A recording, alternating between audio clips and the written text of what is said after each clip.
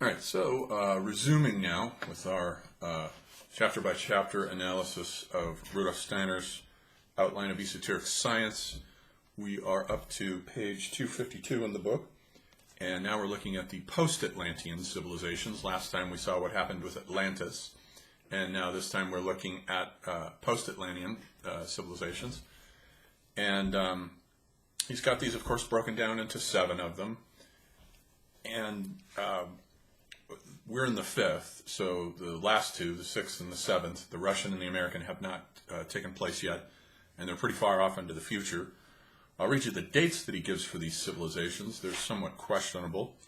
For ancient India, he gives the date 7227 BC to 5067 BC, and then with the Persian civilization, which he has coming after it, 5067 BC to 2907 BC, and then to the Egypto-Chaldean civilization, he gives 2907 BC to 747 BC, and then to the Greco-Roman civilization, 747 BC to 1413 AD, and then in our case, we're the 5th of these, 1453, about the time of the early Renaissance, the Quattrocento, down to 3513 AD. It's going to be hard to imagine anything left of Western Faustian civilization in 3500 AD with all the sea level rise, most of which will have been quite advanced by that point. So I doubt that it's going to go that long. And I don't think Steiner foresaw sea level rise. But in any event, those are the dates that he gives. Now, all of this, keep in mind, is about Steiner's model for the evolution of consciousness, which I think is comparable in many respects with Jean Gebser's evolution of consciousness that he gives in his book, The Ever-Present Origin. It's interesting to compare them. Klopper-Allman in his commentary gives kind of an interesting model where he says that with regard to these levels of consciousness, the bottom one is, of course, always the mineral level of consciousness, and the particular being is, of course, minerals, and their awareness is how they respond to heat, or let's say freezing. If you apply heat to rock, it melts. If you freeze water, it becomes ice. Chemicals you can play around with. That's their type of consciousness, their responses to these various stimuli. And awareness simply has to do with the way beings respond to external stimuli in Steiner's model. And then moving up the scale from the mineralogical to deep sleep, which of course corresponds to plants. Their type of awareness is simply based on growth and nutrition. To pictorial or dreaming consciousness, let's say, we have animals, and their type of awareness is pictures. They can see the outer world, but there's no sense of I. There's no sense of self-awareness that's involved. And then moving up to the consciousness of the object, the objective consciousness, that's the human level, where we have an awareness of the I perceiving external consciousness. So there's an awareness of the subject now that animals don't have. Animals see the outer world like we do in their own different ways, but they don't have any sense of subjectivity, a sense of an awareness of I, me. That comes in with the human type of consciousness. But then moving up the ladder here through the hierarchies to the lowest level of the angelic hierarchies, angels proper, or spirits of twilight, or sons of life, as they're also known. We have imaginative consciousness, and imaginative consciousness has to do with perceiving images of spiritual beings. Angels can perceive into the etheric world and perceive these images of spiritual beings. The next one up to archangels is inspirational consciousness, which has to do with interpreting these spiritual beings, or in other words, not images now, but words, hearing how to interpret them. So it sort of moves up, interestingly, from the eye to the ear, and then finally to the archai, the third level up the hierarchy. We have intuitive consciousness, which has to do with perceiving the inner essence of spiritual beings, perceiving their sort of like X-ray, like shamanic X-ray vision, perceiving them from the inside. Now, Jean Gebser also has borrowed the model of these levels of consciousness from Indian philosophy, where in the Upanishads it moves from deep dreamless sleep to dreaming consciousness to waking consciousness, those three levels, and then they all go back again to Turiya, the silence, or the fourth, from out of which the three have come and back to which they go. Gebser has also borrowed that model. I don't think Gebser read Steiner. And he's got his earliest level of consciousness is the archaic consciousness structure, which one presumes to have to do with the early hominids. It doesn't correspond to minerals. But the next one up, the magical consciousness structure, Gebser says, does have to do with deep dreamless sleep, perceiving the world as a single point-like unity, which then corresponds to Speiner's plant-like consciousness of deep sleep. And then where there are no images perceived, plants can't perceive images. Then Gebser has the mythical consciousness structure, which corresponds to Steiner's pictorial or dreaming consciousness. Mythical consciousness is a form of dreams.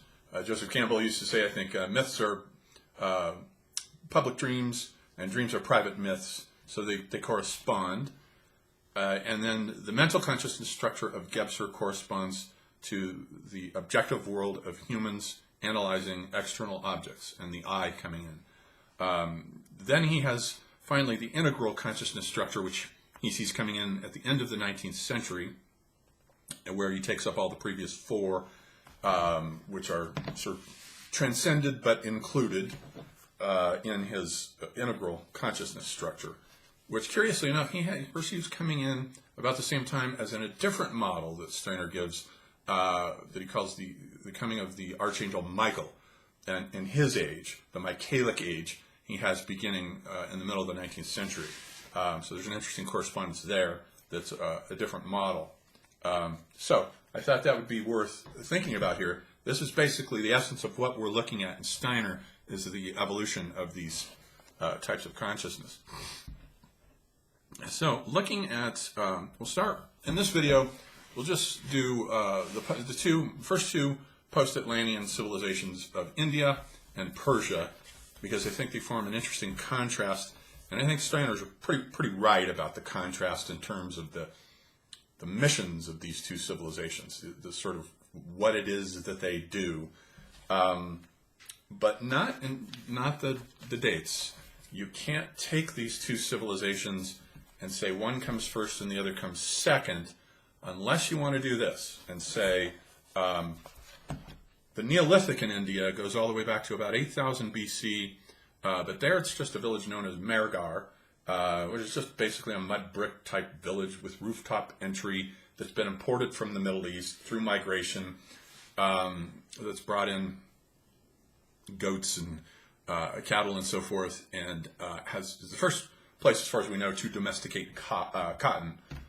And they're also using copper trinkets and so forth. Not much going on there, really.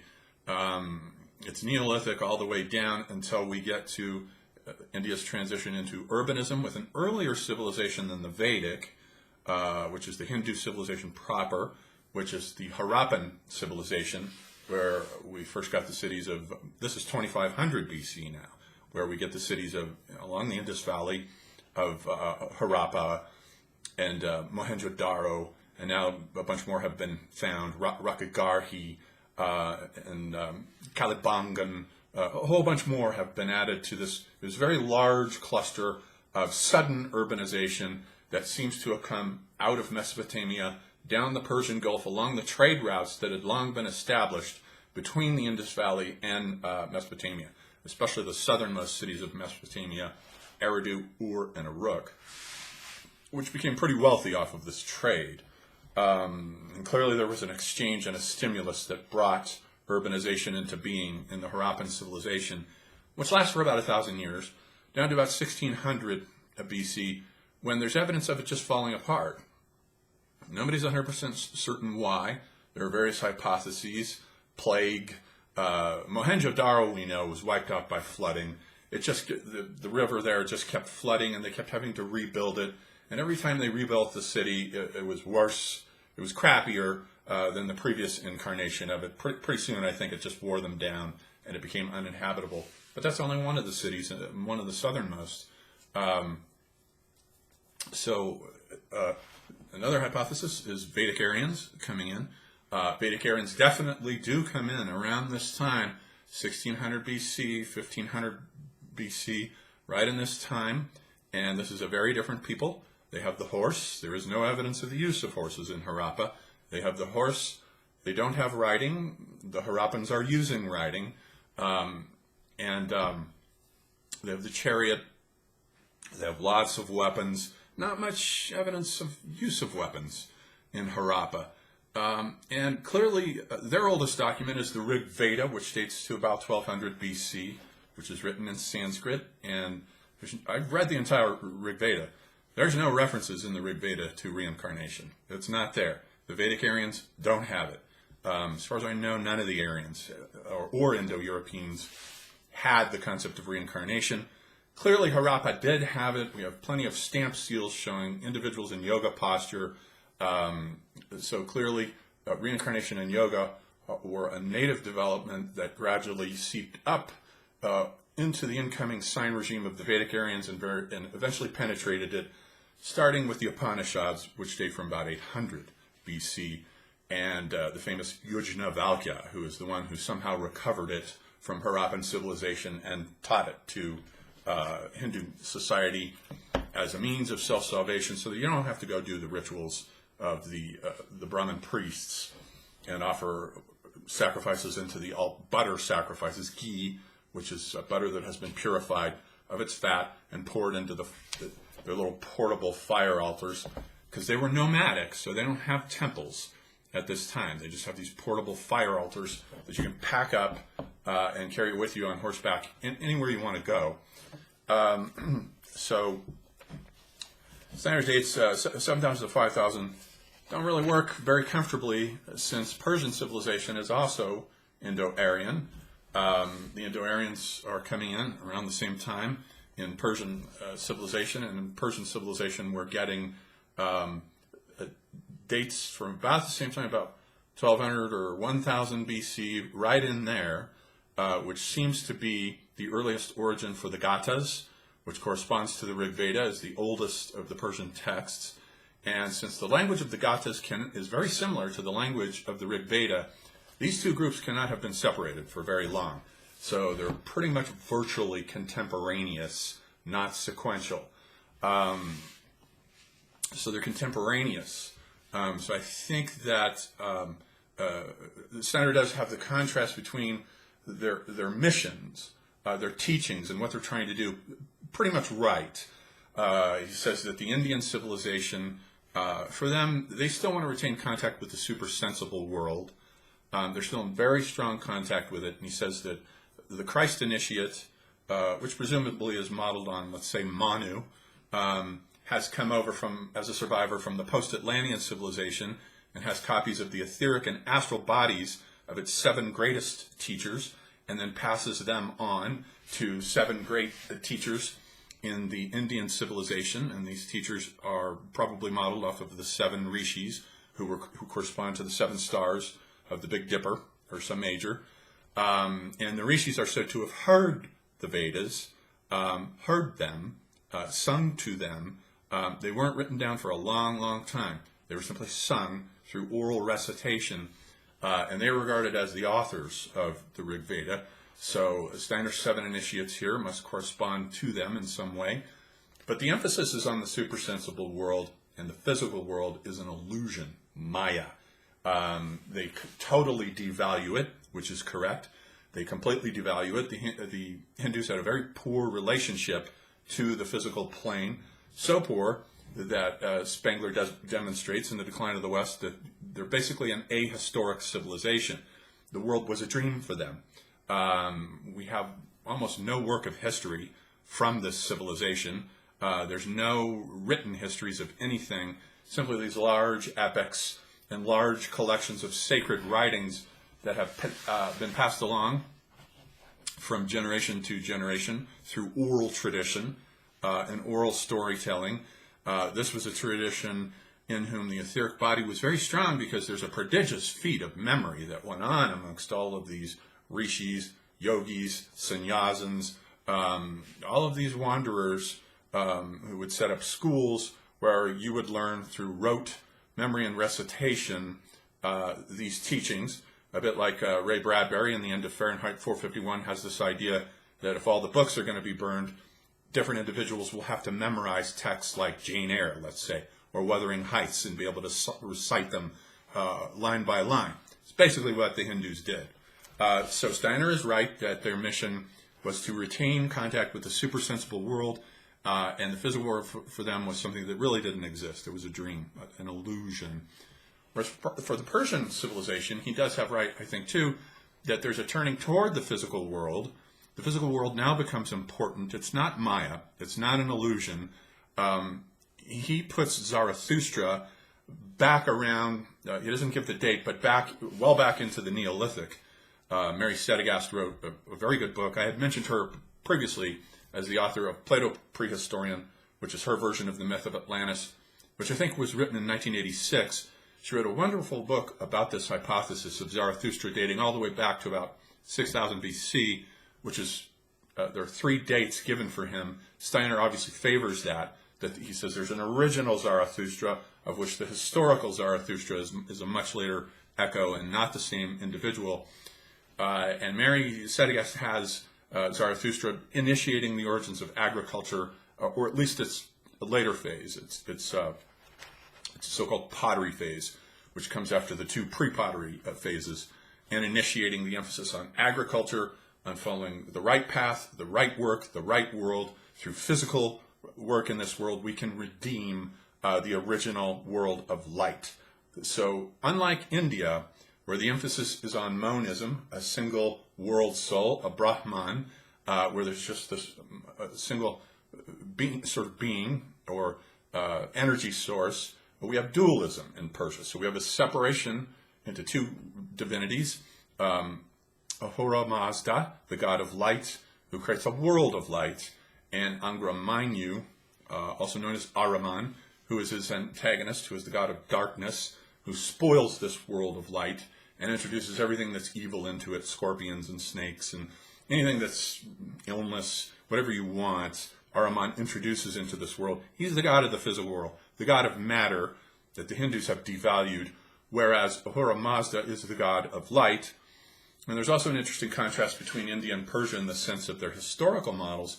For India has the great cosmic cycles, that the world simply goes through 4 phases, each in declining order of length. The Krita Yuga, the Treta Yuga, the Dvapara Yuga, and finally the Kali Yuga, which is the age we're living in now.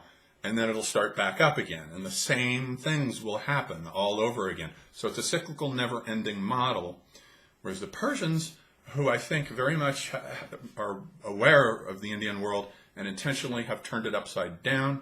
Ahura Mazda there as a god becomes the Asuras, rather, in India become, who are the devils, the demons, the negative ones, becomes the high god Ahura Mazda.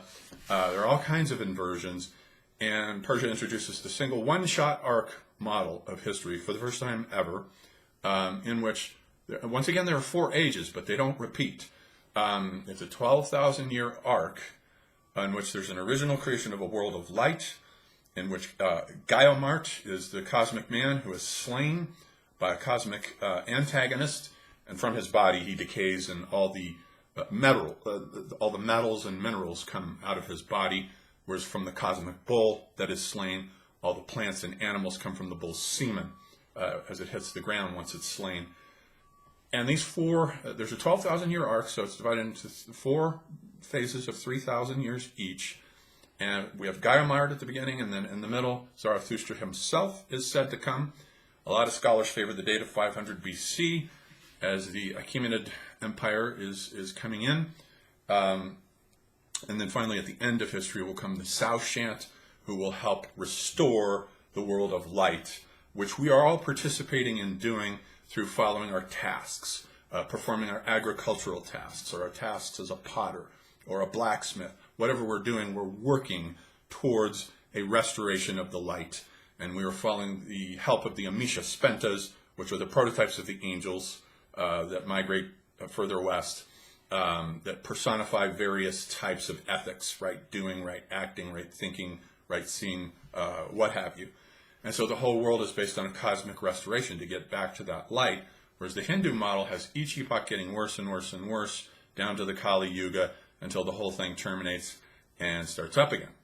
So the two civilizations definitely, as you move from India further west to Persia, we're getting an emphasis on the physical world, on history. The Persians have a historical consciousness. It's also interesting to compare the two different contrasting methods of burial in the two civilizations, in which in India we have, of course, burning of the dead. They have fire altars that they offer the ghee into. They have the burning of the dead, whereas the Persians have these towers of silence, which are these built-up circular structures that are high, and they put the bodies of the dead on top of them and leave them out for the birds, the vultures, to come and pick them clean. Then they go back and pick up the cleaned bones and bury those, whereas the Indians are burning the dead. And the difference is because Ahura Mazda is the god of light, and light is sacred. Light and its primary manifestation on earth is fire. So the Zoroastrians are fire worshippers, and for a dead body to come into contact with fire would be to defile the fire, to corrupt it. So fire is not allowed to come into touch in Persia with the dead body. So it's an interesting contrast. So any way you look at them, the two civilizations are completely opposed in their ways of doing things, in their historical models, in their burial methods, and in their emphasis on Maya on the one hand, the world of illusion, and the world that's important, and the individual's duty in society to perform his task and to contribute towards a restoration of the light. So that, in a nutshell, is Steiner's synopsis. He says that, one further point is that he says that Ahura Mazda was that Zarathustra realized that the sun god, the primary sun god, what Steiner calls the Christ being, becomes Ahura Mazda, the god of light. It's just a different name for the same god, in that Zarathustra realized the importance of this being and how dangerous Ahriman is, the god of matter, and how people can fall under his influence. The god of light always needs to be kept in mind. And so Steiner wants you to think that Ahura Mazda is another variation of this Christ being that Zarathustra was aware of. It's most likely that Zarathustra, by the way, dates from 1000 BC, since the language of the Gathas is so close to the language of the Sanskrit and the Rig Veda. So the two peoples can't have been apart for very long. And I think this nullifies the date that most scholars choose of 500 BC to time him with the rise of the Achaemenid Empire, which I don't think is the case. I think Zoroastrianism has already long been in place by the time we get the Achaemenid Empire and its attempt to conquer the world, basically. But the Achaemenids are inheriting a very old, worn-out idea, the idea from Mesopotamia. They're almost a late Indo-Aryan version of the Mesopotamian idea of the King of Kings. And the individual is a subject, not a self-responsible citizen of a polis, as in the West, but a subject to a king, and the king is King of Kings, and his will represents the will of the divine on earth, so you have to follow what he says. And from the Gathas, 1000 BC, all the way down to Ferdowsi's Shahnameh, which dates around 1200 BC, we get this emphasis on the King of Kings. And the Shahnameh is merely an epic version of what in Sumer was known as a king list. And we have very early documents from Sumer dating from around 2300 BC, somewhere in there, that give lists of the reigns of all their kings. And they're just very short, very laconic comments about each different king, from the beginnings of the first king who inherits the tablet of the maze, going all the way down to the flood myth with Utnapishtim coming in. And the Shahnameh, by the time Ferdowsi gets to writing it, is basically a chronicle, a very large, detailed chronicle of all the stories about all the different Persian kings. So clearly they have inherited this model of the King of Kings, which has a very strong emphasis on, and again, history, keeping track of historical records. The Persians did not forget their kings, who ruled when, where, and why. So they did have a very historical, this worldly consciousness, and the beginnings, I think, of a turning. That's the first beginnings in the West of a turning away from the astral plane and the world, what Steiner calls the supersensible world, and going in another direction, the physical world, and the gradual loss of contact with the etheric world, the astral world, the world of the gods. And so next he'll look at in the next video, we'll look at Egypto-Chaldean civilization, where the date is about accurate. He gives the date as 2900 BC, down to 747, down to about the time of Homer, which is pretty much more or less accurate. Egypt continues all the way down to about 400 AD, when Theodosius the Great outlaws hieroglyphic writing. But nonetheless, Egypt is exhausted, I think, by the 8th century. By the time of Homer and the Site revival, its days are gone by that point. So the dates there for Egypt are about right. He doesn't mention Mesopotamia, but then not much archaeology was known about Mesopotamia at this point. And the Chaldeans are, of course, simply Neo-Babylonians, and he sort of lumps them together. So there are problems with his model, but we'll see what the Egyptians do as they emphasize the physical world too through their funerary practices. And the reason one final note is the reason these dates are 2,000 years each is because he's taking into account the precession of the equinoxes, where each sign of the zodiac lasts for about 2,000 years, and each one of these civilizations straddles each of these ages, the age of Aries and Taurus and Gemini. Each one straddles them almost the way the signs themselves straddle our months. You know, half of March is Aries, and the second half of April is Aries, and then it moves on to Taurus and so forth. So these civilizations straddle these signs of the precession of the equinoxes, and I think that was why he's got them down as 2,000 years each. That model was very important to him, that each one of these civilizations corresponds to the precession of the equinoxes that on the earthly plane mirror what's going on the cosmic plane. So we'll stop there for that video.